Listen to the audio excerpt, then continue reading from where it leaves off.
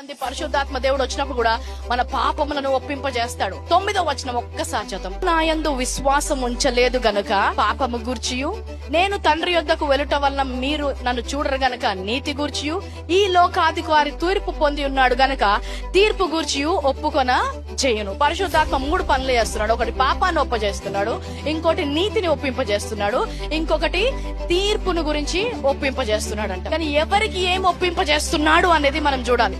లోకలు నా యందు విశ్వాసం ఉంచలేదు గనుక వారికి పాపము గురించి ఒప్పిస్తుందంట, మనకి కాదు. లోకులు నా యందు విశ్వాసం ఉంచలేదు గనుక పాపము గురించి ఒప్పిస్తుంది. మరి మనకేంటి? నేను తండ్రి యొద్ద వెలుట మీరు నన్ను చూడరు గనుక మీకేం ఒప్పింపజేస్తుందంట? నీతిని గురించి ఒప్పింపజేస్తుంది. హల్లెలూయా. సాతాను కూడా ఒకటి గుర్తు చేస్తుందంట. ఏంటంట? తీర్పు రాబోతుంది, నీకు నరకము ఉంది, నిత్యము పాతాళములో ఉండబోతున్నావని సాతాను కూడా ఒప్పింపజేస్తున్నాడంట. ఇప్పుడు పరిశుద్ధాత్మ దేవుడు మనకు సహాయం చేయడానికి వచ్చాడా? మన పార్టీయా, ఆపోజిట్ పార్టీయా? హోలీ స్పిరిట్ మన సైడా, వేరే వాళ్ళ సైడా?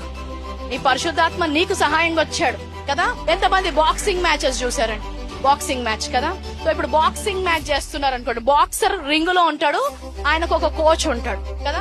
కోచ్ ఇక్కడ ఫైటింగ్ చేయడు. కోచ్ ఏం చేస్తాడు? పక్క నుంచి చెప్తుంటాడు. ఎప్పుడు ఈయన పడిపోయినా కూడా నీ వల్ల అవుతుంది, నువ్వు లేసి ఒక్కసారి గుద్దుతే వాడు పడిపోతాడులే, నీకు శక్తి ఉంది అని ఒప్పింపజేస్తూ ఉంటాడంట. హల్లెలూయా.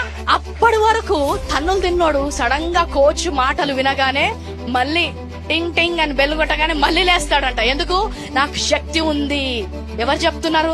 కోచ్ ఒప్పింపజేస్తున్నాడు. అలాగా పరిశుద్ధాత్మ దేవుడు ఈ రోజు నీకు ఇవ్వబడ్డాడు. నీవు నీతిమంతుడివి. ఆ పాపాన్ని లేచి ఒక్కటి పంచి మళ్ళీ లేవకుండా అని. హల్లెలూయా. నీ కోచే నీకు బలం లేదు, నువ్వు బయటకు వచ్చాయి.